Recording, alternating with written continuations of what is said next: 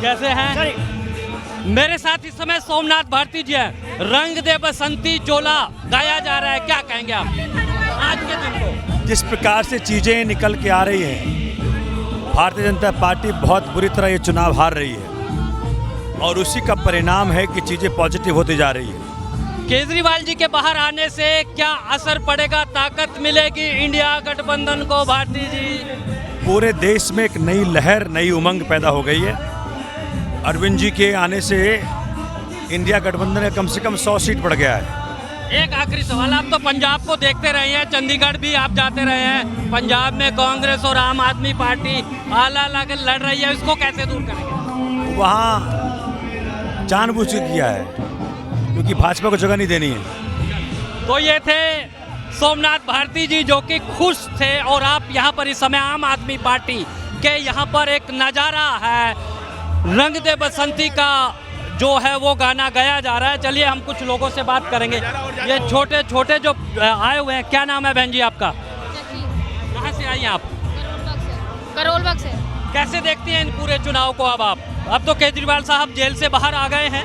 तो सत्य की जीत हुई है, हम सबकी, हमको पूरा विश्वास था कि आज नहीं तो कल वो वापस आएंगे ही, क्योंकि उन्होंने कुछ ऐसा तो किया नहीं है, ना कुछ साबित हुआ है कि भाई उन्होंने कोई गुनाह किया है।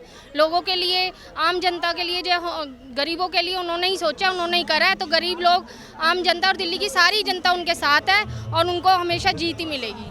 लेकिन एक सवाल ये लगता है बहन जी, आपसे मैं पूछना चाहता हूँ, जीत है, सत्य की जीत आप बता रही हैं, लेकिन पहली बार ऐसा मुख्यमंत्री जो जेल में जाके आया है, जिसको अभी एक शराब घोटाले में, ऐसा भी पहली बार हो रहा है, क्या लगता है? मैं बताऊंगी, ये भी तो पहली बार हुआ है ना जी। एक सिटिंग सीएम को अंदर किया और एक सिटिंग सीएम जेल में रह के फिर वापस आए। सीटिंग है, सीटिंग, ये भी पहली बार हुआ है।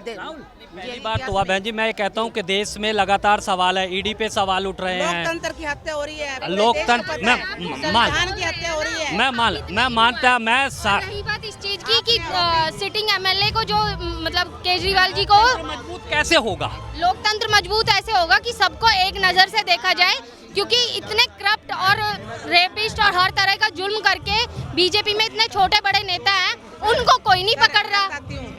कौन कौन से नाम है जिसको आप चाहते हैं कि उनको पकड़ ले बीजेपी तो वो दूध की धुली हो जाएगी? नाम बता दो। एक आधा हो तो नाम भी बताएं। ना बताओ यार, तो कोई जिनको इन्होंने इटली जर्मनी भेज दिया, पूरा देश शर्मसार है, पूरा दुनिया देख रही है, जिसके ऊपर 2972 वीडियो, हम पूरे शर्मसार है, सारी महिलाएं जिनकी उंगलियां काट दी गई। और उनको मोदी जी बोल रहे हैं, उनका प्रचार किया मोदी जी ने कि रेवन्या को हाथ मजबूत कीजिए और ताकि मेरे मोदी जी के हाथ मजबूत होंगे।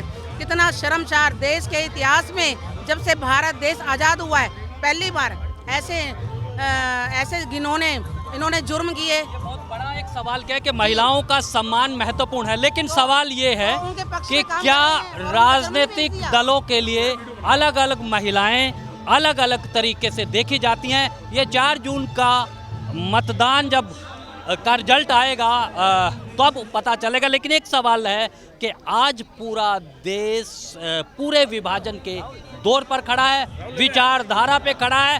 देश कहाँ जाएगा, इसका फैसला तो अब आने वाला समय बताएगा।